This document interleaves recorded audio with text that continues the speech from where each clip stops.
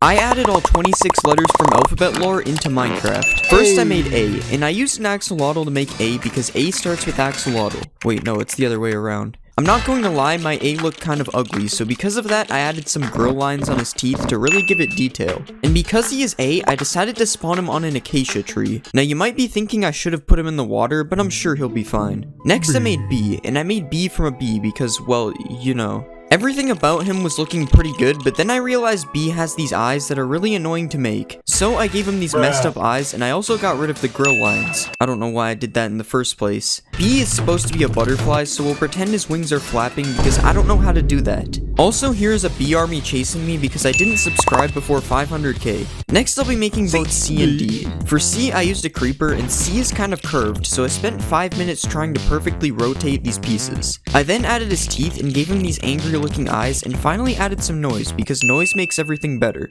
Next for D, I used a dolphin, and I copied this piece with a squished dolphin's face on it until I had the shape of a D. I then gave him a sideways mouth and added his eyes, which make him look like he has 159 children in his basement. I then put C in the C, even though C doesn't start with C because C and C are both pronounced C, so it makes sense. And then I put D in the C as well because he's a dolphin. Now all either of them have to worry about is pirates, and drowning because apparently C can't breathe underwater.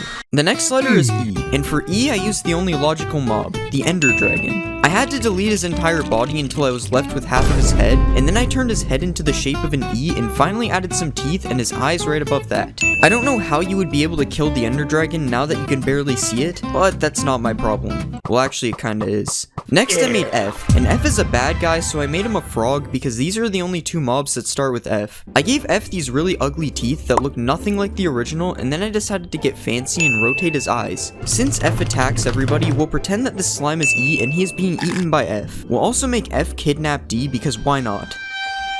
Next I made G, and I won't lie, I already made G before, so I decided to copy paste him onto a ghast. For some reason G is really big and also flies around, which is probably not accurate. Also in the intro, F runs over G, so I tried to make that in the best way I possibly could. But then he shot fireballs at me, so I gave up. Next I'm going to make H and I. For H I used a horse, and he was quite easy to make. I added his eyes and his curved mouth, and then I was done. For I used an iron golem, and I decided to make him from a single leg. It turns out that I is also easy to make. All I really had to do was add his eyes and his tiny smile. I put H in a house, and I even rode him, which made me technically flying because H is a ghost. Then I put horse armor on H just to see how it would look. Let's just get rid of this. Next I spawned I in an igloo because what better place for an iron golem to live? I also thought he looked really funny when he walked because he's just a leg. The next letters are J and K. And as it turns out, there are no mobs that start with J or K, so I decided to use mobs that might sound like they do. For J I used a giant, which could be spelt with a J if you're in kindergarten and don't know letters yet. J looks really sus, and I think it's even worse that I decided to make him really big. You also can't really do anything except hit him, so let's move on. For K I used a cow, and I literally just spelt it wrong in my script, so this fits perfectly. I added this thing on top of its head and gave it some eyes and this bug mouth thing. I then decided to put K with B because they are both bugs. Also putting them together stands for Burger King. The next letter is LMNOP. Did anyone else used to think that was one big letter? Anyways, there's only one mob that starts with L, and that's the llama. Spit. Llama spit. I made L out of llama spit, which apparently counts as a mob. I then spawned a llama in the game and made it spit on me. I don't know what I was expecting from this, but this definitely wasn't it. For M, I decided to use a minecart, which also isn't a mob. I only used the front part to make him and spent too much time trying to rotate these pieces. I then added his eyes and his squiggly mouth and spawned M in a mineshaft. He doesn't really do much on his own, but you can kind of use him as a car. A very slow car, of course. There are no mobs that start with N, so instead I decided to make him from the nether. I don't really know what my plan was, and I ended up just putting a picture of N on top of netherrack. At least now when I enter the nether, it looks a lot worse. He also could possibly be the new Netflix logo. This is actually just a cover-up for the fact that I forgot to make N when I was making the other letters. For O, there is only one mob that I can use, which is the ocelot. O is annoying to make because O is a circle and Minecraft isn't known for its circles. But once I was done the circle, all I had to do was add his eye. After that, I decided to spawn O in Ohio. No, seriously, I don't know how this map even ended up on my PC. I even used H and I to spell out Ohio and then exited the world, trapping them in Ohio forever. For P, I decided to use a phantom. I've also already made P before, so I just copy-pasted her onto a phantom. Since P is a superhero, seeing her fly actually makes sense. but she is still very annoying like a regular phantom. Seriously, stop hitting me, the clip is over. Next I made Q, and nothing starts with Q, so I used a turtle. I added his big mouth, the little spots on his body, and finally I added his eyes. I spawned Q on the beach, and he was really slow, just like he should be. So I spawned an army of Qs, and then I gave them all slowness, and they literally couldn't even move. Is this mean? I don't know. Next I made R, and I made him from a Ravager. I used the Ravager's head as a body, and I gave him his eye, and finally I added his mouth. When I saw him in game, I realized I added too much noise, and he looks like concrete powder. Also, for some reason, R randomly has the ability to fly. Wait, no, that's just E pushing him. The next letters are S and T, and for S I decided to use a snow golem. At this point, I was getting really lazy, so instead of making a 3D mob, I just drew S on top of a plane, and that was it. S is a snake, so I put him in the sand, but then I realized that's not exactly where snow golems go. So I put S in the snow instead, and then I made him have a snowball fight with me.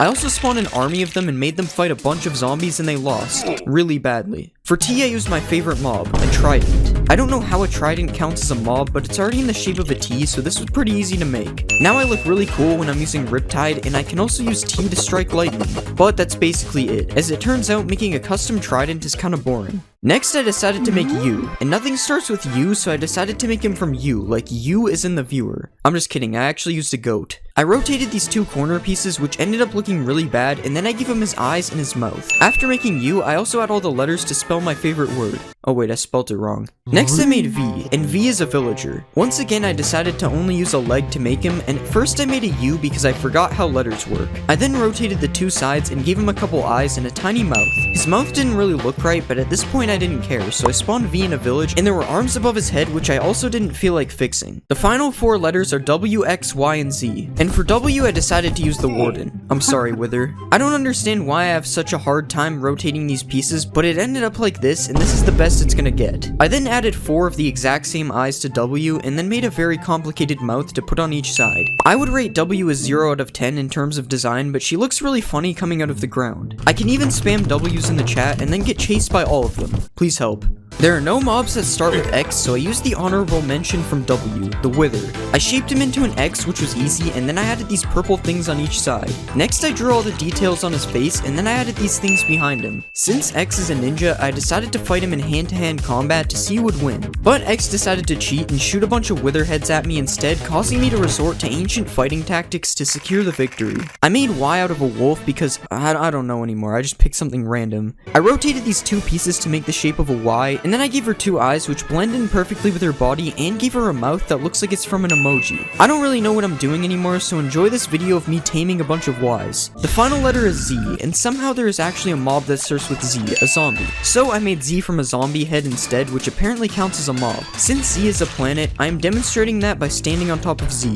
I even tried to spawn every letter on top of him, which didn't work at all. If the creator of Alphabet Lore is watching this, I'm sorry. I'm going to be remaking Minecraft mobs into the amazing digital circus. The first character I'll make is Pomni, and I'm going to use a villager to make her. First, let's get rid of this stuff because we don't need it. Now let's change the shape of her body, and we'll start shaping her legs. Next, I'm going to give her some arms, and I'll just add a hand on the bottom here. Next, I'm going to change the shape of her head, and let's start to add her hat on the top as well. And I think that's a pretty good body, so now let's start to color her in. First, let's color her head white, and we'll do the same for her arms and legs as well. Now let's color in these yellow parts like this. Next, let's color in her clothes, and I'll make sure to add the blue spots on the other side. Now let's put these buttons that she has on the front of her shirt like this, and now it's time to give her a face. So first I'm gonna add her eyes like this, and I'm also gonna give her a strand of hair on each side of her head as well, and I think this is looking pretty good. Let's see how she looks in game. This is how Pomni looks in game. She doesn't look that bad. I like how I made her constantly looking around paranoid, just like how she is in the show. We'll just ignore the fact that she's bald on the back of her head though. I'm pretty sure her hat is supposed to cover that. In the show, Pomni throws up on the ground, so I made it so that when she hits you, you get the nausea effect. It is also said that Pomni doesn't like being touched, so I made it so that she runs away from enemies very quickly if she gets attacked. In the show, Pomni tries to escape the circus through a bunch of exit doors, so I made it so that Pomni can open doors by herself, just like a regular villager. Pomni also gets teleported to the void if you right-click her, because I just felt like adding that. I don't really know why. If you kill Pomni, she drops her red hand, which gets glitched in the first episode, so if you hold this hand out for yourself, you get teleported around randomly, sort of like you're glitching. And a fun fact about Pomni is that her favorite food food is salmon, so you can also feed Pomni salmon. Overall, I think Pomni turned out pretty good and has a lot of interesting features. So because of this, I decided to give Pomni a 9 out of 10. Next, I'm gonna make Kane, and I'll use an evoker to make him. First, let's get rid of all this stuff that we don't need, and let's change the shape of his leg and bend it like this. Next, I'm gonna work on his arms, so let's just rotate this piece like this, and we'll give him a hand and copy this over to the other side as well. Next, I'm gonna change his head into the shape of some gums like this, and let's just add some teeth on the top in the same shape as well. Next, I'll give him his top hat on top of the mouth. Okay, now this is looking good, so let's give him some color. First, I'm gonna color his gums bright red, and we'll color the teeth white like this. Next, I'm gonna color in his eyes, and let's color his shirt a pinkish color as well. Okay, now this looks good, so let's just add some detail to his shirt right here, and we'll give him his different color eyeballs as well. Now let's give him his stick, because I forgot to do that. And I think that Kane is looking pretty good. Let's see how he looks in game. This is how Kane looks in game. He actually looks really good. Also ignore the cakes that are spawning around him. I'll explain that in a second.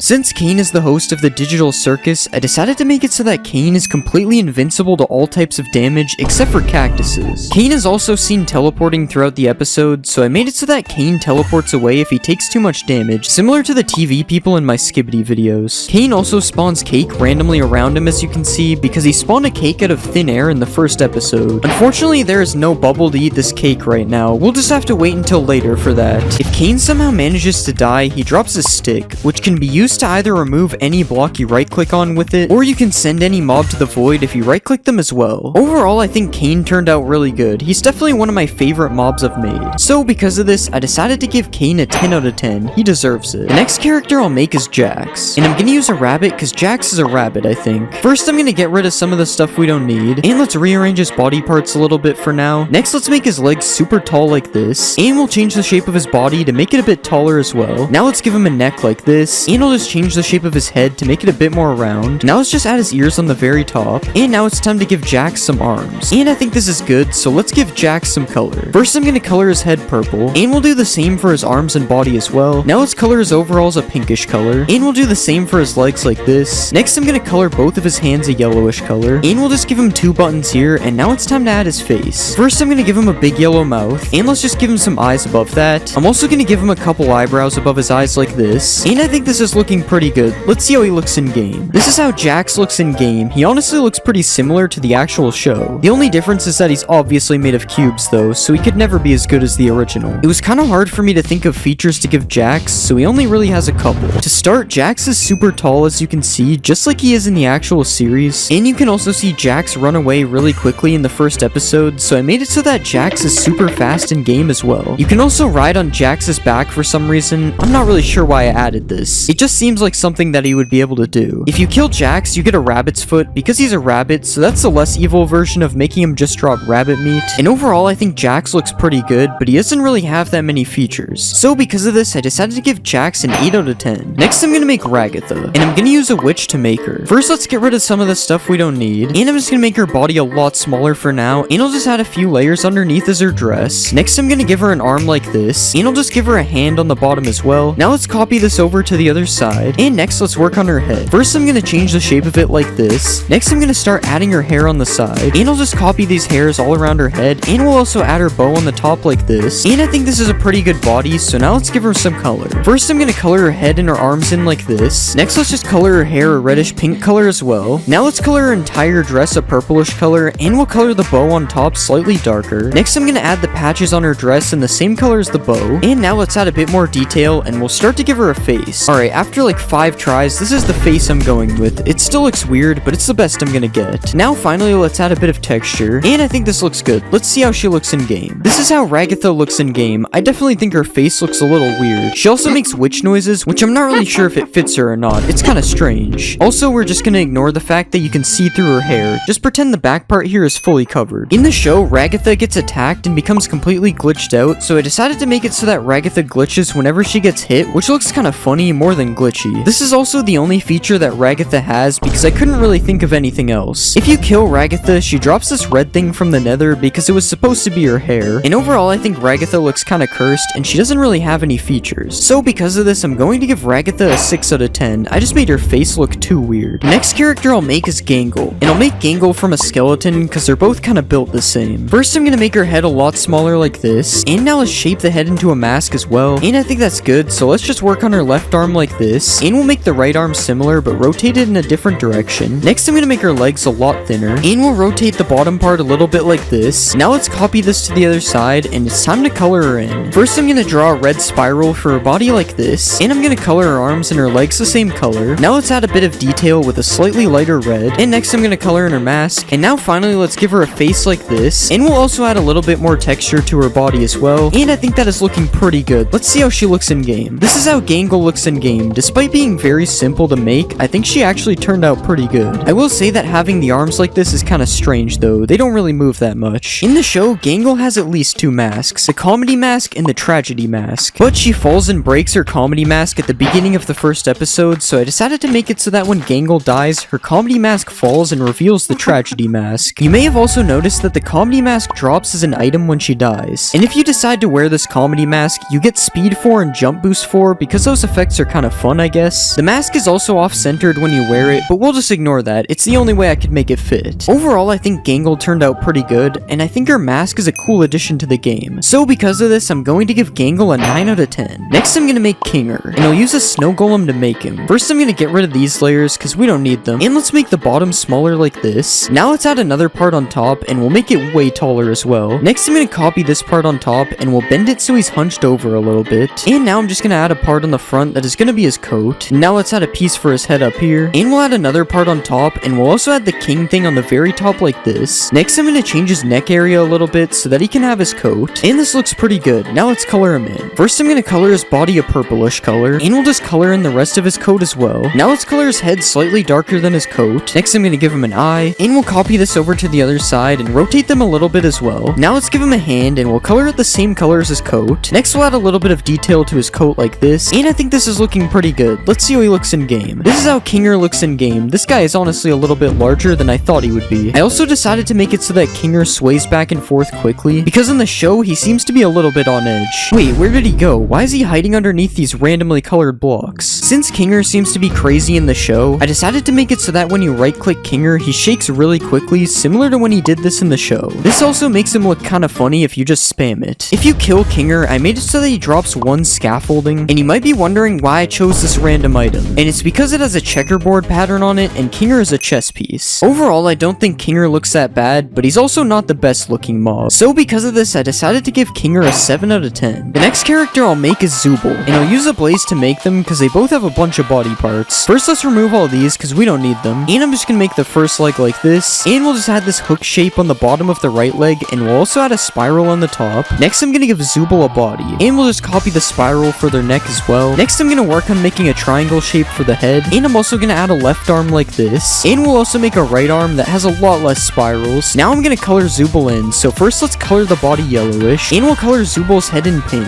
Next, I'm gonna color the rest of the body a bunch of different colors. Now let's add some spots on Zooble's body like this, and now I'm gonna add a few more parts on the body that I missed, and I think that looks good. So now let's just add their eyes like this, and we'll also add this zigzag thing that comes off the top of their head as well. Now let's add the Y on the other part of the head, and we'll give it some stripes as well, and I think this is looking pretty good. Let's see how Zooble looks in game. This is how Zooble looks in game. I'm honestly kind of surprised that I was able to make them look good with all the different pieces. I will say the blaze noises are really annoying though. I definitely should have removed them. But other than that, this actually did turn out pretty good. In the show, Zooble gets broken into a bunch of pieces, so I decided to make it so that when you kill Zooble, it breaks them into a bunch of pieces as well. Ignore the fact that they're able to stand back up. You also might have noticed that Zooble drops a Zooble head when they die, and you might be wondering what the Zooble head does. No, you are not able to wear it. Instead, you can eat the Zooble head and you will gain bad luck for a minute. This is because Zooble seems kinda unlucky in the first episode. Overall, I think Zooble turned out a lot better than I thought they would, so because of this, I decided to give Zooble an 8 out of 10. Next, I'm gonna make Bubble, and I'll use a Vex because I made Kane from an evoker. First, I'm gonna get rid of all this Vex stuff, and I'm just gonna generate a circle like this. Now let's color this circle a purplish color, and I'm gonna rotate this circle a bunch of different times until we have a bubble. Next, I'm gonna remove some pieces like this so we have some teeth, and let's just color these teeth white so we can see them. Next, I'm gonna add an eye on the side, and we'll color it reddish brown. And now let's just copy this to the other side, and I think that looks good. Let's see how Bubble looks in game. This is how Bubble looks in game. This is probably the least Minecrafty looking mob I've ever made. The teeth still look Minecrafty though. I didn't really add that much detail to them. Since Bubble is supposed to be Kane's sidekick, I decided to make it so that when you right click Kane, he spawns in Bubble, similar to how the actual evoker spawns Vexes. Bubble is also also seen licking stuff in the show, so I decided to make it so that you get licked by Bubble if he attacks you as well. If you kill Bubble, he has a popping animation, which actually looks kinda cool. And you might have noticed that he drops an ender pearl, and that's just because it's the same shape as a bubble. That's really it. Overall, I don't think Bubble looks that bad, but he's a little bit weird compared to my regular mobs. So because of this, I'm going to give Bubble a 7 out of 10. Roblox Doors is scary, so I'm adding it to Minecraft to try and make it less scary. First, we'll add Seek, and I decided to make Seek out of the Warden. After adding a few details, this is what he looked like in Minecraft. He can even emerge from the ground just like he does in the real game. So that's pretty cool, but it's still kinda scary. Next, I'm going to make Figure, and I used an Enderman even though I probably should have used the Warden. Anyways, after adding the bones on his chest, I was pretty much done. And Figure ended up looking a lot less scary in Minecraft. That is, until you go to the end. Next, I'll make Screech, and I decided a Guardian would be the best fit for him. There isn't really much to say about this one other than the fact that he bounces around everywhere and it looks really funny. But even if it's funny, it still can be scary. Next, we will make Ambush, and I decided to make him from a Ghast. After reshaping the Ghast and adding some green detail, this is how Ambush looked in game. He looks so ominous. Next, I'm going to make Glitch, and Glitch was one of the harder mobs to make, but luckily I was still able to add him to the game, and as you can see, absolutely nothing went wrong. Okay, his name is Glitch, I meant to do that. Next, I made Rush, and I decided to use a bee to make him. This was basically just a test of my drawing skills, and it's safe to say I'm a professional. Okay, well, it doesn't look that bad, honestly. Next, I made Jack from a skeleton. At first, he looked cursed, but I fixed him up a little bit, and this is how he turned out. He still looks cursed, but he's cursed in 32x now. Alright, looks aside, at least he can fight. Nope, they're just fighting each other. Next, I made Eyes, and I used a bee again because it's from a different video. This one definitely didn't belong in Minecraft. It looked so weird. It literally looked like an army of security drones were chasing me. Next, I'm going to make Hulk, and I used an allay to make him. This was probably my best Doors entity I'd made yet, but when I added him to the game, for some reason he still had 2 arms and wings. Eventually, I fixed it, and now I had Hulk to be my slave forever. I mean, look guys, he brings me diamonds. Cool. Next, I made Timothy. Okay, I didn't actually make Timothy, I just colored a spider. But I know Timothy is really annoying, so I made it so whenever I open a chest, Timothy spawns. I'm just kidding, he was already there. I don't feel like coding that. Next, I made Hide, and I know Hide isn't really an entity, so instead I made a closet and the little eye is him. I even put black wool inside the closet and used water to kick myself out to make it more real. Next, I made Shadow, and this was the hardest mob to make. It took me 1 single click. He also was not very cool in game, so we'll just pretend this never happened. Next, I made Window, and instead of making a mob, I just drew window on glass. So now every single piece of glass I place has window on it. That's it.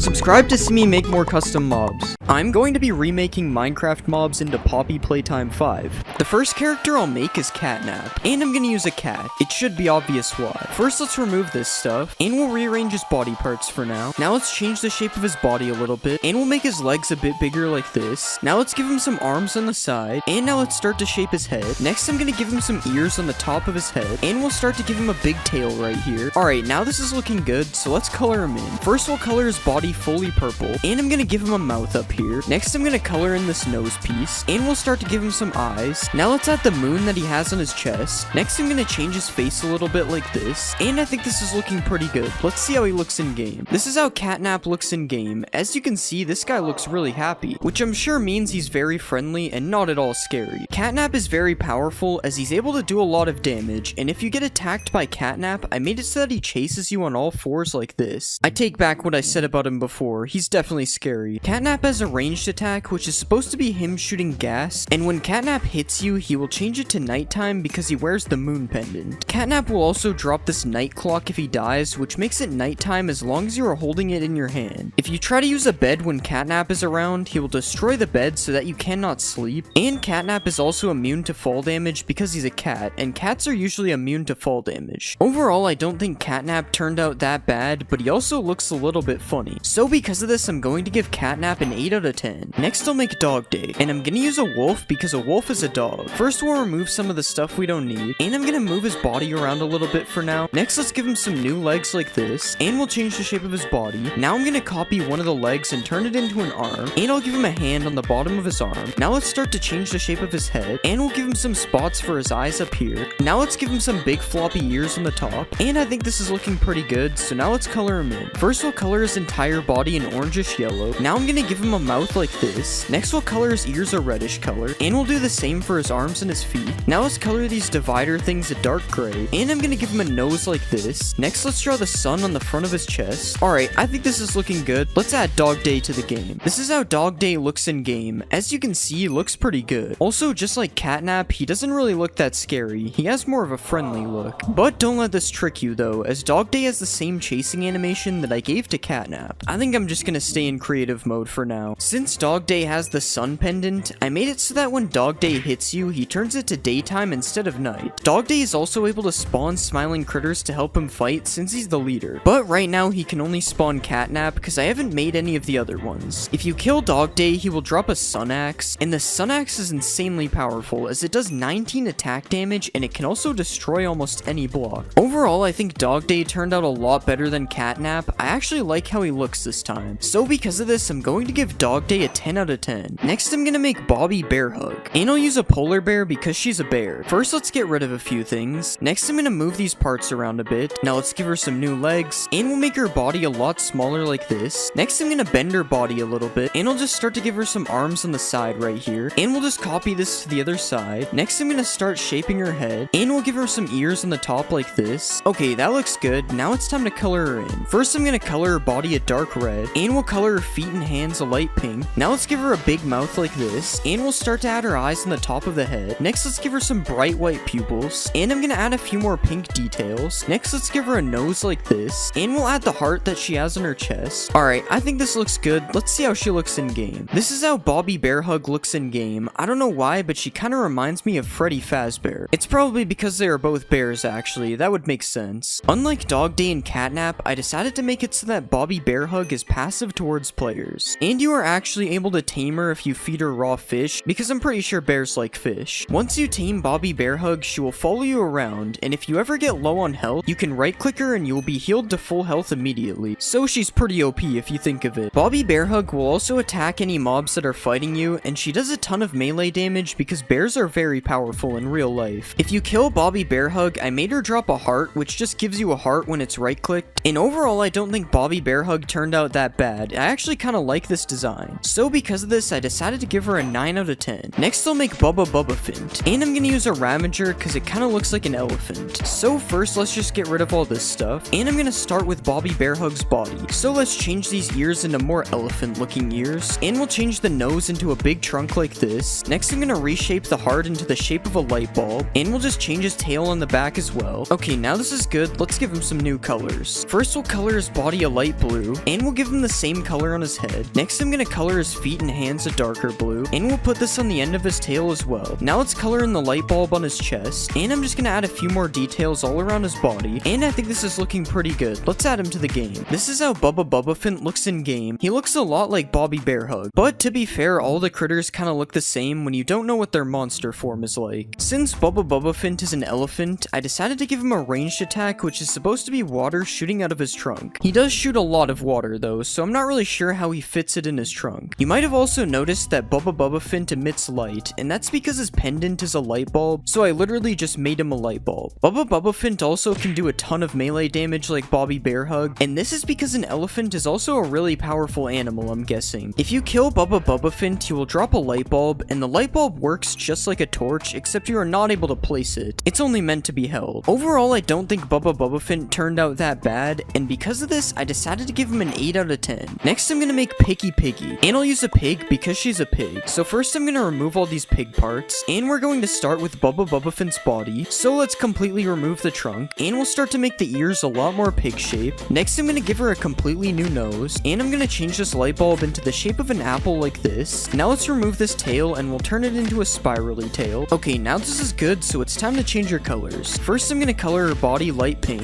and we'll color her head the same color. Now let's color her nose a darker pink, and we'll use the same color for her hands and her feet. Next, let's color in the apple we put on her chest. Now finally, let's color in the tail, and I think this is looking good. Let's add Piggy to the game. This is how Piggy looks in game. I don't know why, but her face looks a little bit scary. But other than that, she doesn't look that bad, I guess. I don't know, it's just really weird. Similar to Bobby Bear Hug, if you right click Piggy, she will give you hunger instead of health. And this is good because you no longer need to kill pigs to get food now. Piggy is also really picky according according to her name, so I made it so that she attacks regular pigs, as she's very particular about what pigs she likes. If you kill Picky Piggy, I made it so that she drops a suspicious apple, and this apple just gives you a couple of potion effects, which kind of have me wondering what she did to the apple. Overall, I think Picky Piggy turned out pretty good, but her face just looks a little bit scary. So because of this, I decided to give her a 7 out of 10. Next, I'll make Crafty Corn, and I'm gonna use a horse because that's almost a unicorn. So like usual, we'll remove all this horse stuff, and I'm gonna start from Picky Piggy's body. So let's just change these ears a little bit, and we'll start to give her some hair on the top like this. Next, I'm gonna add her unicorn horn on the top, and we'll change this apple into the shape of a flower. Now let's remove this tail, and we'll make it into a bushier tail like this. Okay, now this is looking good, so let's change her colors. First, we'll color her entire body white, and we'll do the same thing on her head. Now let's color her hair light blue, and we'll color her hands and feet the same color. Next, let's color in the flower that is on her chest, and I'm gonna color her unicorn horn a bit darker than her body, and I think this is looking good. Let's see how she looks in game. This is how Crafty Corn looks in game. I will say she's probably one of my favorite non-monster critters right now. Also ignore the particles she's emitting. I just gave them to her because it felt like something she would do. You may have also noticed that every time Crafty Corn moves, a trail of rainbow colored blocks follows her because her pendant is a rainbow flower, so it only makes sense. Another thing you can do is tame Crafty Corn using some wheat, and after you tame Crafty Corn, you are able to ride her similar to a horse. And this honestly looks really cool when it's paired with the rainbow trail that she has. If you kill Crafty Corn, she drops a rainbow sword, which is just a really OP sword that strikes lightning every time you hit something, and it also has a chance of exploding when using it as well. Just ignore the way it looks in my hand though, I don't know how this happened. And overall, I think Crafty Corn is one of my favorite critters so far. So because of this, I decided to give her a 9 out of 10. Next, I'm gonna make Hoppy Hopscotch, and I'll use a rabbit because she's a rabbit. First, let's remove all these rabbit parts, and I'm gonna start from Bubba Bubbafin's body because it will be easier. So let's just change these ears into long rabbit ears, and I'm gonna change the light bulb into a lightning bolt like this. Now let's give her a completely different looking tail, and now this is good, so I'm gonna change her colors. First, I'm gonna color her body entirely green, and we'll just do the same thing on her face. Now let's color her hands and feet a bit darker green, and I'm gonna color her tail the same color. Next, I'm gonna add a bit more detail all around her body, and I think this looks pretty good. Let's add her to the game. This is how Hoppy Hopscotch looks in game. She kinda has the same Freddy Fazbear looking face from before, but she still looks pretty good, despite not looking like a bunny. As you can see, Hoppy Hopscotch is really fast, and since she's a bunny, I decided to make it so that she can jump really high as well. And if you want some of this jumping power for yourself, you can right click on Hoppy Hopscotch and you will get jump boost for 30 seconds as well. If Hoppy Hopscotch gets in a fight, she strikes lightning on the enemy because her pendant is a lightning bolt, and if you kill Hoppy Hopscotch, she drops these green boots, which when worn will give you permanent jump boost just like she has. Overall, I think Hoppy Hopscotch turned out pretty good. I especially like her ears. So because of this, I decided to give her an 8 out of 10. Next, I'll make Kickin' Chicken, and I'm obviously gonna use a chicken. First, I'm gonna remove the chicken like this, and just like the last time, we'll use Bubba Bubbafint as a base. So let's just get rid of this trunk, and we'll get rid of his ears. Next, I'm gonna make his face a bit bigger like this. Next, I'm gonna change the light bulb into a star. Now let's change his hands into wings, and I'm gonna add the hair that he has on his head right here. Next, I'm gonna give him a new tail like this, and I'm gonna add the beak on his face right here. Okay, now this looks good, so let's start to color him in. First, we'll color his body entirely yellow, and I'm gonna do the same thing on his head. Next, we'll color his feet orange. Now let's color his star a reddish color, and I think this is looking pretty good. Let's add Kickin' Chicken to the game. This is how Kickin' Chicken looks in game. This is definitely my least favorite smiling critter, I won't lie, but the fact that he's able to fly makes up for it a little bit. It makes him look more unique. It also gives him this cool flying animation, which doesn't actually look that cool. It looks a little bit weird actually. If Kickin' Chicken gets in a fight, he does a ton of knockback because he has Kickin' in his name. Also similar to Picky Piggy, Kickin' Chicken also doesn't like regular chickens, but this time it has no reason. He's just a hater, I guess. If you kill Kickin' Chicken, I made it so that he drops a star, and upon right-clicking the star, you will just start levitating in the air until you make it to the stars. And overall, I think Kickin' Chicken doesn't look that good, but I like some of the features that he has. So because of this, I decided to give him a 7 out of 10. I'm going to be remaking Minecraft mobs into Garden of Banban 6. The first character I'll make is Sir Dadadoo, and I'm gonna use a Ravager because they're both big and scary. First, let's remove all the stuff we don't need, and we'll start to make the shape of his body. Now let's start giving him an arm on the side. Next, I'm gonna start to give him a head, and I think this is good, so now let's start to add some color. First, I'm gonna color his body fully light gray. Now let's color his hands the same color as his head, and now we'll just give him some teeth on the bottom like this. Now finally, let's start to give him a tie, and I think this is looking good. Let's see how he looks in game. This is how Sir Dadadoo looks in game. He definitely looks pretty scary. He also kind of looks like he's from Monsters Inc. Does anyone else see that? It's probably just the tie that he's wearing. It makes him look like he's ready for work. Since Sir Dadadoo kind of looks like a slug, I decided to make it so that he walks very slowly. But don't let this trick you though, because just like in the actual game, Sir Dadadoo is able to move very quickly if he's attacking you. And if you get hit by Sir Dadadoo, he will give you all these potion effects, because in the game, he possesses some of the other monsters, so this is kind of the same thing. Subscribe or Sir Dadadoo will possess you. If you manage to kill Sir Dadadoo, he drops a Dadadoo tooth, which does the same thing as his attack does, it possesses things. And overall, I think Sir Dadadoo turned out really good. He looks a lot like the actual monster. So because of this, I decided to give Sir Dadadoo a 10 out of 10. Next, I'm gonna make the nanny, and I'll use a pig because the nanny is either a pig or a cow, but I don't know which. So first, let's get rid of these back legs. Now let's start to shape the body like this. Now let's make these legs a lot bigger. Now let's change the shape of her head a little bit, and we'll just give her some floppy ears like this. And I think this is looking good, so now let's color her in. First, I'm gonna color her body a grayish blue color. Now let's color her legs a little bit darker. Now let's color her nose blue, and we'll give her some bright yellow eyes like this. Now let's give her a blue mouth as well, and I think this is looking good. Let's see how she looks in game. This is how the nanny looks in game. I still can't tell if she's supposed to be a pig or a cow. Come on guys, which one is it? You have to tell me. Okay, I don't think they know either. In the game, the nanny is seen lurking in one of the first rooms before jump scaring the player, so I decided to make it so that the nanny is mainly found in dark areas as well. The nanny also moves quite slowly, similar to Sir Dadadoo, because this is how she's seen moving at first. But don't let this trick you again, because the nanny attacks you super quickly if you get too close, similar to her jump scare. I decided to make it so that if you kill the nanny, she drops a pork chop, and the reason I did that is because she looks like a pig. I'm sorry if she's a cow, I seriously can't tell. And overall, I think the nanny looks pretty good in game, but her body design just looks a little bit boring. So because of this, I'm going to give the nanny an 8 out of 10. The next character I'll make is Syringeon, and I'm gonna use a sniffer to make him because they both start with S. First, I'm gonna remove all the stuff we don't need, and I'm gonna turn his legs into feet like this, and we'll add a leg on top of the feet as well. Now let's start to add his neck like this, and we'll add his head on the top of his neck as well. Now let's start to give him some arms, and now we're gonna start coloring him in. First, I'm gonna color his entire body a bright pink color, and now let's give him a mouth like this, and we'll also start to give him some eyes on the top. Next, I'm gonna add his surgeon tools that he has on each of his hands, and I think this is looking good. Let's see how he looks in game. This is how Syringeon looks in game. This guy doesn't look that bad. I don't really know why he's turning like this though. This is definitely a problem. But other than that, Syringeon looks good. I especially like his face. It looks kind of funny. In the game, Syringeon is referred to as the surgeon, so I decided to make it so that he does surgery on you when he hits you. Okay, it's not actually surgery. He just freezes you and starts taking your hearts. I don't know how to make this guy an actual surgeon. Something I also just noticed is that Syringeon's arms aren't actually supposed to be in the air like this. His picture on the wall deceived me. If you kill Syringeon, he drops a beetroot, and the only reason I made him drop this random item is because it looks like a heart, and he is the surgeon. Overall, I don't think Syringeon turned out that bad, but there are a few things that are kind of weird. So because of this, I decided to give him an 8 out of 10. Next, I'm gonna make the naughty ones. And I'll use an endermite to make them because they're both kind of the same. So let's remove a few pieces like this. Next, I'm gonna change the shape of his body a little bit, and we'll give him a head on the top of his body. Now let's rotate the bottom of his body like this, and we'll start to give him a tail on the back right here. Next, I'm gonna add some ears on the top of his head. Okay, this is looking pretty good. Now it's time to give him some color. First, let's color his body this bluish color, and we'll color the inside of his ears purple. Now let's color his teeth bright white, and I'll actually change the color of his body because it's not supposed to be dark like this. Alright, I think this is looking pretty good. Let's see how he looks in game. This is how the naughty ones look in game. Honestly, they pretty much look exactly the same as they do in game. The only thing that's really different is that we are seeing them in the light, which I'm not sure if that is even possible. The naughty ones are incredibly fast, as you can see, and this makes them actually pretty scary. Well, I don't know about scary, but they're sort of like a buff silverfish. The naughty ones also won't attack you when there's light around, but if you run into one of these guys in a cave, then you might be in trouble. I also gave the naughty ones a jumping attack animation, which is supposed to be like their jump scare, and if you manage to kill these guys, they drop an amethyst shard, and I don't really know why. I just picked it because it's purple. Overall, I think the naughty ones turned out exactly how they should have, so because of this, I'm going to give them a 10 out of 10 as well. The next character I'll make is Kittysaurus, and I'm gonna use a cat to make her because she is partially a cat. First, let's get rid of these legs, and we'll move these body parts and change the shape of her body. Next, we'll start to give her some feet down here, and we'll add some legs on top as well. Next, I'm gonna change the shape of her head as well. Next, I'm gonna give her some T-Rex arms like this, and I think this is looking pretty good. Now let's add some color. First, I'm gonna color her body an orangish color. Now let's color her feet white, and let's give her some teeth as well, and I think this is looking good. Let's see how she looks in game. This is how Kittysaurus looks in game. As you can see, she is massive. aggressive. She also kind of looks more like a dog than a cat, but I guess that's fine. She still looks scary either way. Similar to the naughty ones, Kittysaurus is also incredibly fast, which makes it basically impossible to escape her. Fortunately, this is Garten of Banban 6 though, so we don't have to worry about her attacking us. Since Kittysaurus is part cat, I decided to make it so that you can tame her. And I decided to make it so that you tame her with rotten flesh because it just seems like an item that would be used to tame her. If you tame Kittysaurus, you are also able to ride her, although I'm not really sure if this is the right place to be riding on top of her. But it's still better than some of the mobs I've made, I guess. Overall, I think Kittysaurus looks pretty good, but she also looks a little bit like a dog. So because of this, I decided to give her a 9 out of 10. Next, I'm gonna make Bitter Giggle, and I'll use a pillager to make him. First, let's remove some of the stuff we don't need, and we'll change the shape of his legs, and we'll also change his arms. Now let's start to shape his head a little bit like this, and we'll just color his body fully green for now. Next, I'm gonna split his body into 2 colors by making this side purple. Now let's add these spots on the purple side of his body like this. Next, I'm gonna give him a mouth like this. Now finally, let's give him some eyes, and I think this is good. Let's add Bitter Giggle to the game. This is how Bitter Giggle looks in game. I will say this is not one of my best mobs, but he is a pretty difficult character to make, as he has a lot of random parts extruding out of him for no reason. In the game, Bitter Giggle tries to fight Sir Dadadoo, so I made it so that they fight in Minecraft as well. Although it's pretty much the same outcome, there's no way Bitter Giggle will beat Sir Dadadoo. If you right click on Bitter Giggle, I gave him a laughing animation because he likes to tell jokes, and right clicking him also gives him a random chance to tell a joke as well. I sure hope nothing bad happens because of that. If you kill Bitter Giggle, he drops a clownfish because he's funny, and clowns are supposed to be funny. And overall, I think Bitter Giggle isn't the best looking mob, but I do like some of his features. So because of this, I'm going to give Bitter Giggle a 7 out of 10. Next, I made Tardigrade, and I made him from a horse. You'll see why. I got rid of all this stuff, colored him blue, and then I added his wings. I added Tardigrade to the game, and he actually looked pretty good, but I think there is something wrong with him. Yeah, for some reason he's kind of dirty, and water isn't fixing it. I figured out how to fix this, and he was actually looking really good, except for this one spot on his beak, but we'll ignore it. I decided to spawn a baby Tardigrade, and this is what he looked like. I like how he just follows the big one around, just like in the game. You're even able to put him on the big one's back as well. Oh wait, I guess he hasn't tamed him yet. In the actual game, you have to ride Tardigrade, so I decided to try that for myself. Why does he keep doing that when he kicks me off? It looks really weird. I'm honestly surprised with how perfect this looks. I mean, the legs look a little bit weird, but this looks really good. I'm even able to make Tardigrade jump. This is insane. I decided to give Tardigrade a 10 out of 10. Honestly, there was nothing bad about him at all. It's time for the next mob. Next, I made Nabnaleena. I decided to make Nabnaleena from an iron golem. I colored her fully black, gave her a mouth, and finally I added her arms. Nabnaleena looks really good in game as well. The arms look kind of weird, but I think she's just asserting dominance. It's fine. Also, the legs are missing texture, but you didn't see that. This never happened. In the game, you have to inject Nabnaleena with some kind of chemicals to make her come to life, so I decided to try that in game. Yeah, she doesn't seem to be drinking it. I guess she isn't thirsty. Nabnaleena honestly looks pretty strong, so let's see if she can take out some pillagers. Okay, the pillagers don't really have a chance. They're getting destroyed. Yeah, Nabnaleena didn't take any damage, but we'll give her an iron ingot anyway. She deserves it. There isn't much to do with Nabnaleena, so I decided to make her ride Tardigrade. Okay, I might have done that backwards, but honestly, this is better. Tardigrade's legs probably needed a break anyway, although I'm not sure if Nabnaleena is able to see anymore. I decided to give Nabnaleena a 9 out of 10. It would have been a 10, but I can't look past the bra pose. It's too cursed. Next, I made Hijacked Banban. I made him from a zombie. I changed the shape of his body, colored him red, and then I gave him some eyes. After that, I added his mouth, gave him some horns, and added his feet. I added Hijacked Banban to the game, and he was honestly looking pretty scary. He also looks like Venom, or maybe that's just me. I always say things like this, and then they look nothing like it. Let's spawn a baby Banban. This guy's kind of fast. This would actually be scary if it was the real zombie. I decided to spawn a real Banban, and then I tested which one of them is the best Banban. Banban has a sword, so he probably wins this. Yeah, Hijacked Banban didn't stand a chance. Banban destroyed him. I spawned an army of hijacked Banbans, and then I decided to get chased by them. Okay, he's not really that scary when he chases you at 0.1 miles per hour. The babies look kind of crazy though. I decided to give Hijacked Banban a 9 out of 10. He looks really good. I'm just disappointed that he lost to real Banban. It's time for the next mob. Next, I made Tamataki and Chamataki. I hope that's how you say it. For these guys, I used a wolf. First, I made their shell, and then I added the chameleon. I forgot which one he is. And after that, I added the other guy. I added them to the game, and they honestly didn't look the best, yet somehow this one took me the longest to make. They're also not really the right size. I'm pretty sure these guys are huge in the game. But I mean, it doesn't look that bad, right? I decided to spawn a baby one one of them, and it just made it even worse. Now they are microscopic. In the game, Chamataki attacks you with his tongue, and I'm not really sure how to make that in Minecraft. So instead, I decided to feed him some steak because I'm guessing he uses his tongue while eating. Chamataki shoots cyan balls from his mouth, so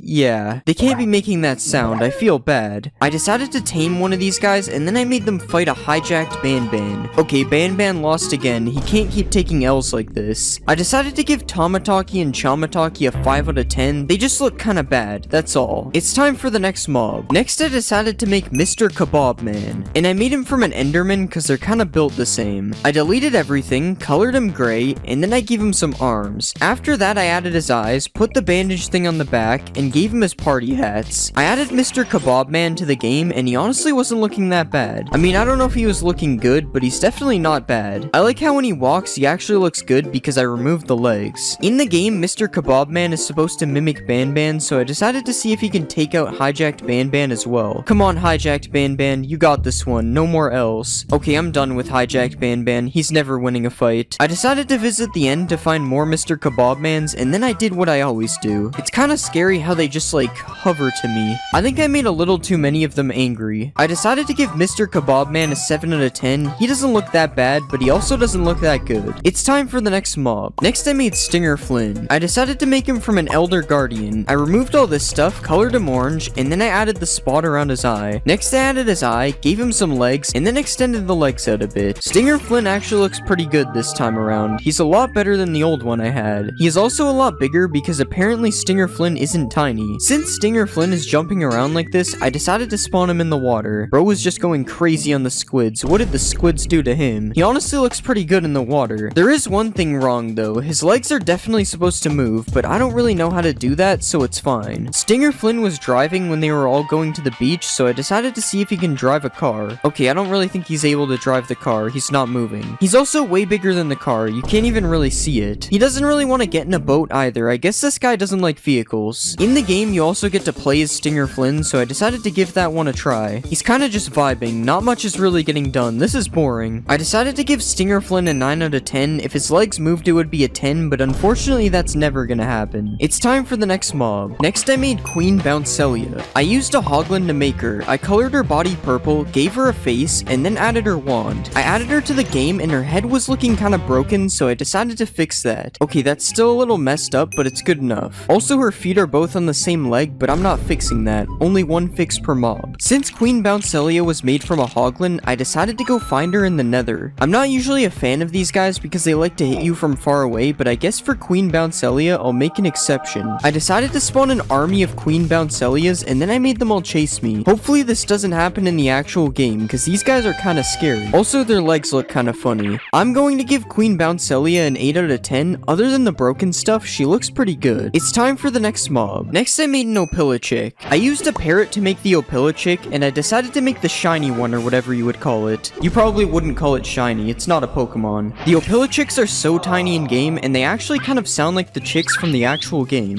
I'm pretty sure dodo birds can't fly, so that's kind of a problem, but other than that, they look great. In the game, you have to abduct all the Opilichicks and move them to their beds, so I decided to try that in Minecraft as well. What? Who is this? Where did the Opilichick go? That was interesting, but I mean it worked. I can also spawn a baby Opilibird, and it kinda looks like the default Opilichick texture. Although this one isn't as cool, all I can really do is feed it a bunch of seeds. Oh, that's not an Opilichick anymore. In Garden of Ban 2, there are 6 Opilichicks, and in the first game, you feed Opilibird 6 eggs, so there's definitely some interesting birth methods going on there, so let's test to see if this is true. Wait, it actually worked. I decided to give the Opilichick a 10 out of 10. Overall, it looks really good, and you are even able to keep one of these as a pet. Wait, my bad, Opilibird, I didn't know. Next, I'm going to make Slow Celine. Since Slow is literally in her name, I made her from a turtle. I gave her a big green shell, added her long neck, and then I gave her some bright white teeth.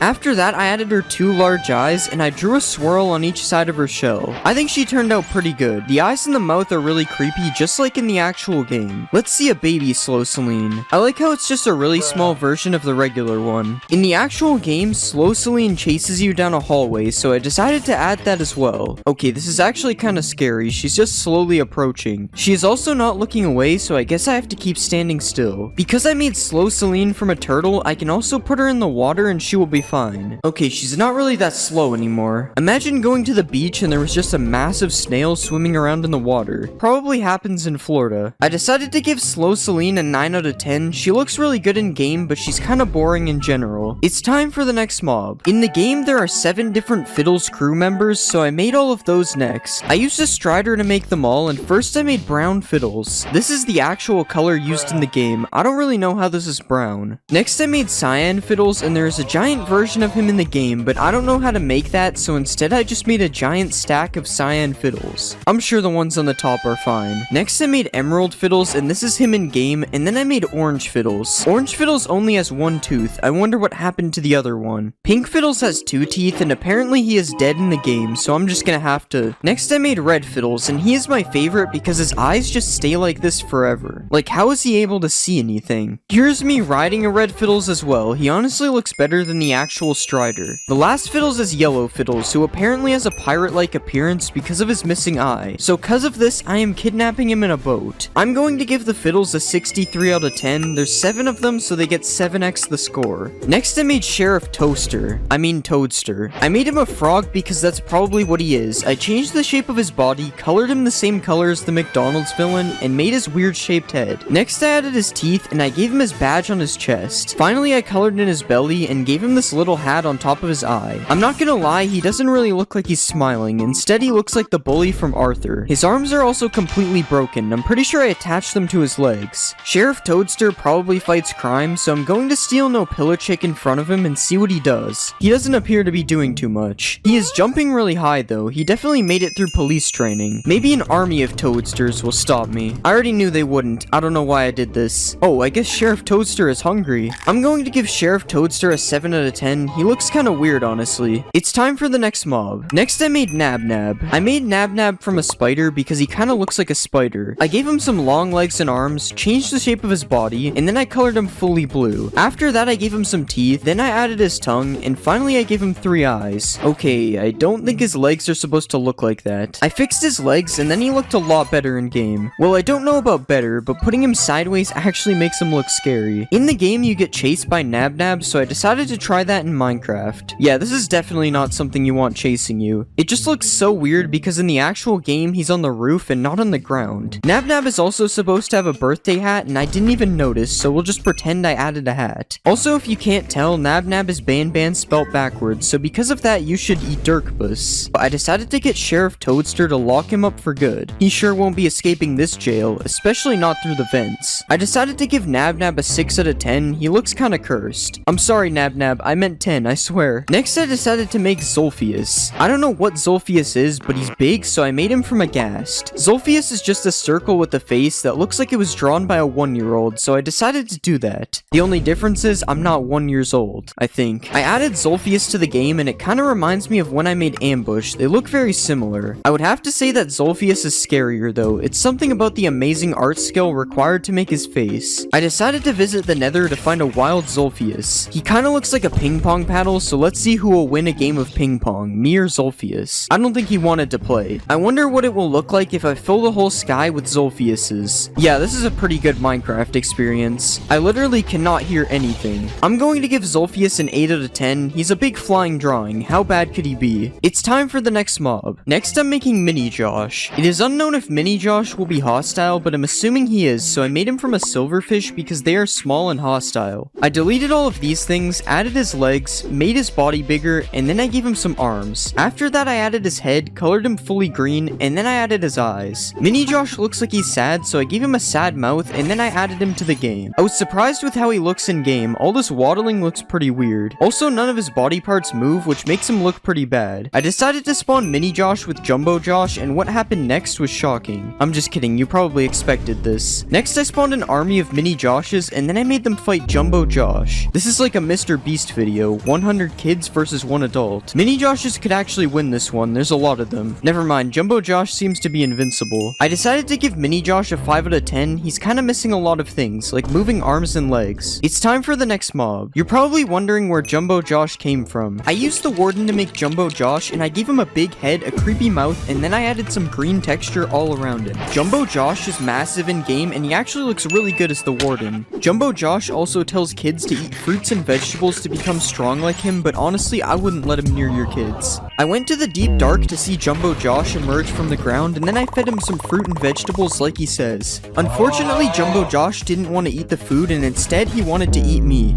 I would say that I killed him to try and make myself look cool, but let's be honest, we all know what happened. I'm going to give Jumbo Josh a 10 out of 10, and that has nothing to do with him holding me hostage. It's time for the next mob. Next, I made Ban Ban. I made Ban Ban from a wither skeleton. I colored him fully red, gave him some eyes and a mouth, and then I added his big tongue. I then gave him his birthday hats on his head, and finally I changed his arms a little bit. Apparently changing his arms a little bit didn't matter though, because they fully disappeared in the game. Oh wait, they're inside of him. I decided to fix his arms, and this is how Ban Ban looks in game. I decided to visit the Nether to try and find Ban Ban myself. Ignore the Netherrack, I don't know how this got here. When you think of it, Ban Ban is a devil, so he's supposed to be in the Nether. Wait guys, I was just kidding, I didn't say that. To make things a little more cursed, I decided to replace all the heads on the Wither with the Ban Ban heads. Now let's see who will win, the Ban Ban, Wither, or Jumbo Josh. Why is Jumbo Josh not fighting back? Okay, now he's going crazy. Alright, Jumbo Josh couldn't do anything, Ban Ban was flying. I decided to give Ban Ban a 6 out of 10, he doesn't look that great. It's time for the next mob. Next, let's make Banbalina. I used a wither skeleton for Ban Ban, so I made Banbalina from a skeleton. I copy-pasted all of Ban Ban's body parts onto her, and then I colored her fully white. Next, I gave her some eyes and drew her mouth, and then finally I added her pink bow on her horn thing. I forgot Banbalina also had a problem with her arms, so I had to fix it again. This is how Banbalina looks in game. She kinda looks like a weird bunny.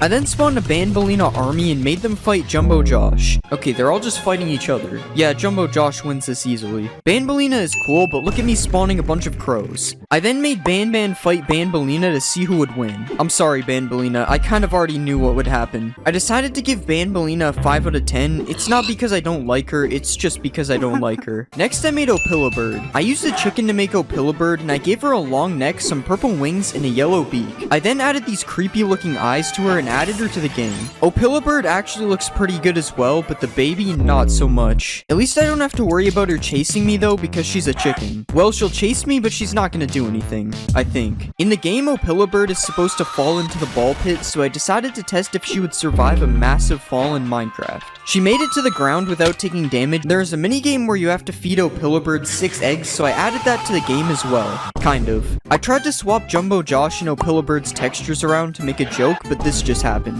Opilabird says laughter is the best medicine, so I'm asking you to laugh at that joke. Do it for her, not for me. I decided to give Opilabird an 8 out of 10 because she can't harm me for my opinion. Okay, really? Next, I made Captain Fiddles. I made Captain Fiddles from a Strider. First, I shrunk his legs and made his body smaller. Next, I colored him fully blue and I gave him a mouth and some eyes. Then finally, I added some arms and some hands. Captain Fiddles actually looks pretty good in game, other than the fact that his legs aren't attached. Also, he's a really good method of transportation. Okay, well, he's not that good. He's kind of slow, honestly. You can even spawn a baby Captain Fiddles for whatever reason. His legs are even more broken, but it's fine. It is said that Captain Fiddles is known for his love of music, so I decided to play a song for him. This was really bad. It's supposed to be the Rickroll song. Sorry. To test if Captain Fiddles is a real captain, I decided to give him control of a boat.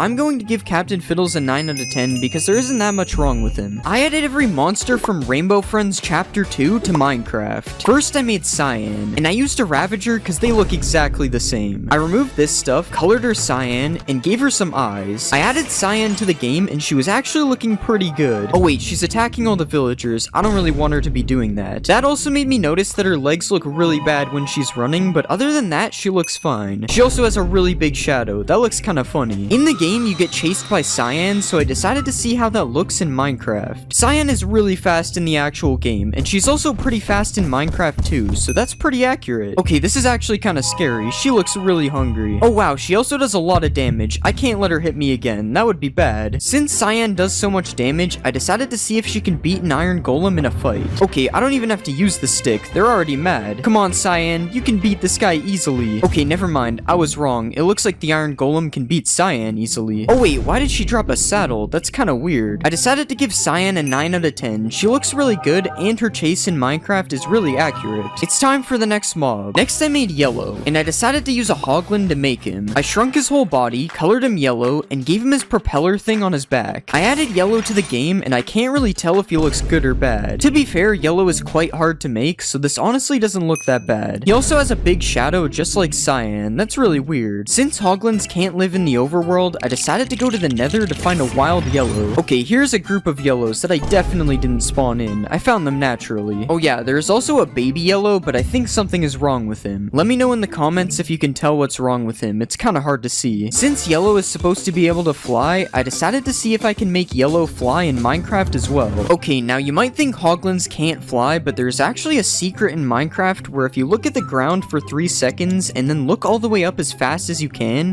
make all the hoglins start to fly. It's definitely not a command, it's just a secret feature. I decided to give Yellow an 8 out of 10. He doesn't look that bad, he's just really hard to make. It's time for the next mob. Next I made Pink, and I made Pink from a zombie. I bent his legs, colored him pink, and gave him some eyes. Finally I colored in his eyes, gave him a mouth, and then I added some small cheeks. I added Pink to the game and he was burning. Okay, I should probably fix that. When Pink is not burning, he actually looks pretty good. There is a slight problem with his legs, they aren't really connected, but other than that, I'm not seeing anything wrong with him. Since Pink was supposed to be added to the game, I decided to make him battle Cyan and Yellow to get a spot in the game. First, we'll do Cyan versus Pink. Okay, that was kind of embarrassing. I don't think he even hit her. What about Yellow versus Pink? Okay, this fight is actually looking a little close. And Pink still died. I guess we know why he was benched from both chapters. I decided to spawn a baby Pink to see what he looks like, and he looked about the same as the big one. I will say the baby one runs a lot faster than the big one though. This guy is going crazy. I decided to give Pink a 9 out of 10. He honestly turned out pretty good, other than his legs. That's the only problem. It's time for the next mob. Next we'll make Orange, and we will make him from a wolf. Let's change the shape of his tail, and we'll rotate his body. Now let's give him some arms, and we'll give him some teeth. Okay, these are way too big. That looks better. Okay, I'm not sure if you guys see the problem here. That should be good enough. Okay, his head definitely does not work though. I guess wolves bend their head a lot. Let's spawn a baby Orange. It's the same thing with a bigger head. Let's try to tame Orange. Yeah, this is perfectly normal. Nothing is wrong here. Now he just has a big red square and his tail is broken. Let's spawn an army of oranges, and let's see them take down a skeleton. Okay, the skeleton got eaten in like 2 seconds. Come on, Orange, take down the warden. Oh no, that was fast. Alright, I'm going to give Orange a 6 out of 10. He was kinda cursed. It's time for the next mob. Next, we are going to make Purple, and we are going to make him from a frog. Let's delete all this stuff, and we'll change the shape of his body. Now let's color him purple. Now let's extend out his head, and we'll make it a little bit round. Now finally, let's give him some eyes,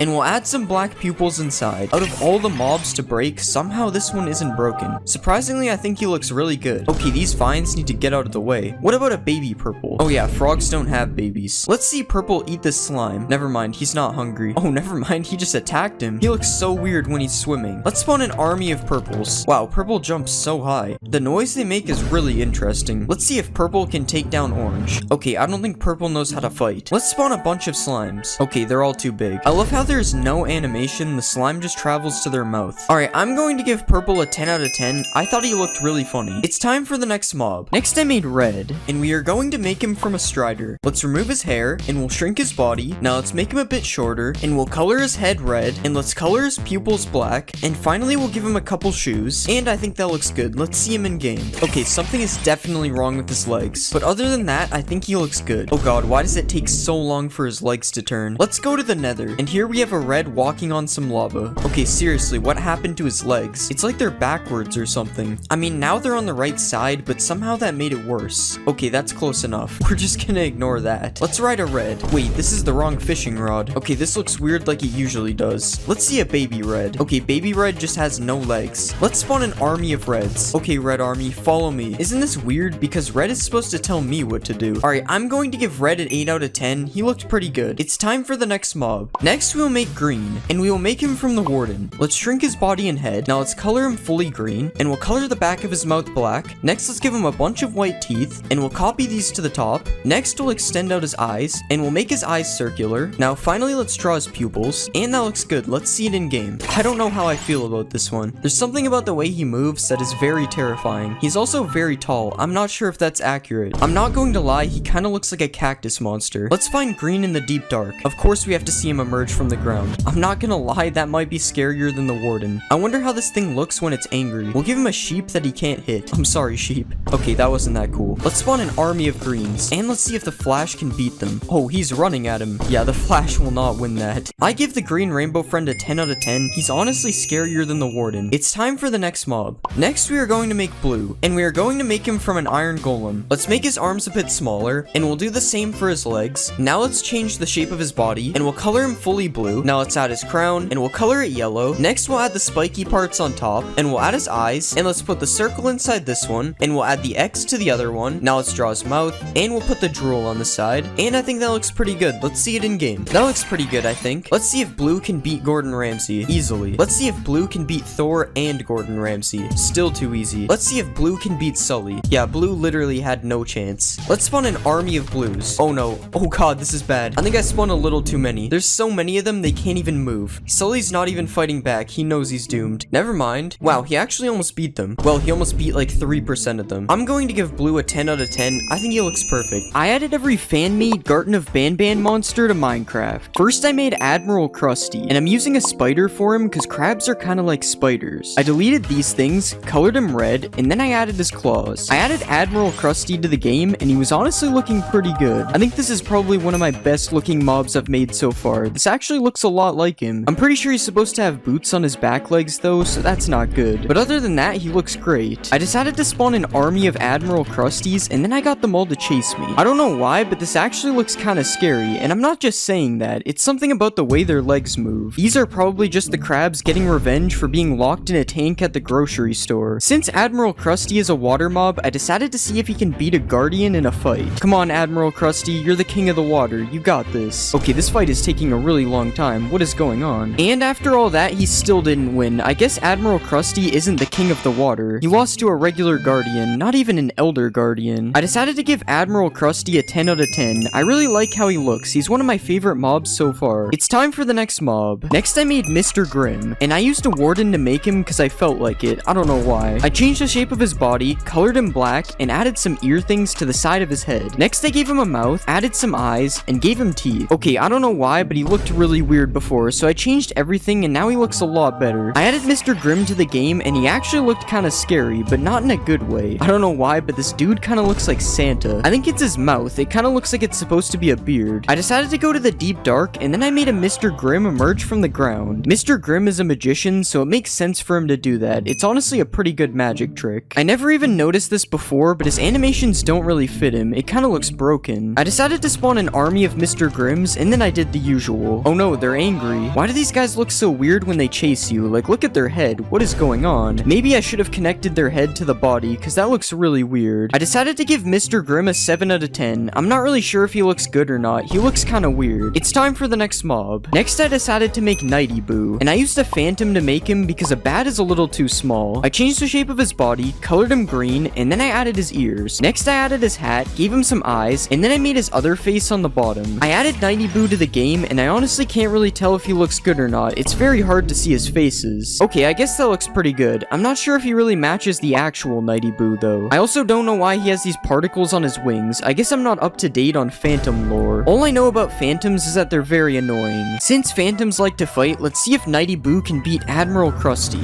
Okay, I'm not really sure if this is supposed to happen. He's just flying up in the air. Okay, I guess Nighty Boo doesn't want to fight. He only fights humans. I spawned an army of Nighty Boos, and then I tested to see how fast they can kill me. Okay, why is it actually kind of hard to dodge them when there's this many? I must have not slept for weeks, because this many phantoms is absurd. Wait, I think I found a way to beat them. They can't catch me. I decided to give Nighty Boo an 8 out of 10. He looks pretty good, but he doesn't really look like the actual Nighty Boo. It's time for the next mob. Next, I made Patched Willy, and I didn't really know what to use for this one, so I just used the Ender Dragon. I deleted all this stuff, shaped him into a worm, and then I added his tongue. After that, I colored him in, gave him some spikes, and added all of his eyes. I added Patch Willy to the game, and I don't really know what happened to him. How did he get this tail and neck? That definitely wasn't there on Blockbench. It would definitely make him look a lot better though, if only the tail had purple on it too. I will say this guy kinda reminds me of when I made PJ Pugapillar. They're just so similar because of the stripes. There isn't really much you can do with Patch Willy other than wait for him to perch. That actually looks kinda good when he turns around, other than the parts with both colors. And he also looks like he's doing the worm when he's perched, so that definitely fits him. Since there isn't anything to do with Patch Willy, I decided to see if Mr. Grimm can kill him. him. Okay, I don't really know if he knows where Patched Willy is. He doesn't seem to be attacking him. Yeah, I can't even make them fight with the wand. This is unfortunate. I decided to give Patched Willy a 5 out of 10. He doesn't really look right, and he's also really boring. It's time for the next mob. Next, I made Admiral Krusty's crew member, and I made him from an iron golem because he looks kind of buff. I changed his body, colored him blue, and then I gave him new arms. After that, I added his beak, gave him an eye patch, and then I added his other eye. I added him to the game, and he didn't really look that good. I mean, he doesn't really look that bad either, but he just doesn't look like the guy in the picture. He looks way less scary. He also kind of looks like that bean guy. I don't know what his name is. Since this guy doesn't have a name, or at least I don't think he does, I'm going to call him Crewmate Chicken, because he kind of looks like a chicken, if that's what he's supposed to be. Since a Guardian killed Admiral Krusty earlier, I decided to see if Crewmate Chicken could avenge him. Okay, he easily killed him. I see why this guy is on Admiral Krusty's crew, but since he's only a crew member, let's see if he can beat Admiral Krusty in a fight. Okay, he can easily do that. I don't see why this guy isn't the captain. I decided to give Crewmate Chicken an 8 out of 10. He doesn't look perfect, but he also isn't that bad. It's time for the next mob. Next, I made Doom Doom, and we'll use a Ravager to make him. I shrunk his legs, changed his arms, and then I shaped his head. Next, I colored him yellow, gave him some hair, and added his eyes. I added Doom Doom to the game, and he was actually looking pretty good. He looks really angry, and I'm pretty sure he's supposed to be a bull, so that's probably accurate. Bulls are always angry for some reason. Okay, I'm pretty sure he's supposed to be moving a lot faster though. The actual Doom Doom charges at the speed of light, but maybe it's because he has no one to charge at yet, so let's get him to charge me. I think I'm supposed to be holding out red wool to make him mad. Okay, I was right, now he's a lot faster. Also, his head is really glitchy, but we'll just ignore that. I already said he looked good. I decided to spawn a Smiley Miley, and then I tested to see who would win in a fight. I don't really think Smiley Miley has any chance. Doom Doom is huge. Look at his head when he attacks. It looks so weird. Yeah, Doom Doom barely took any damage. I guess he's just too OP.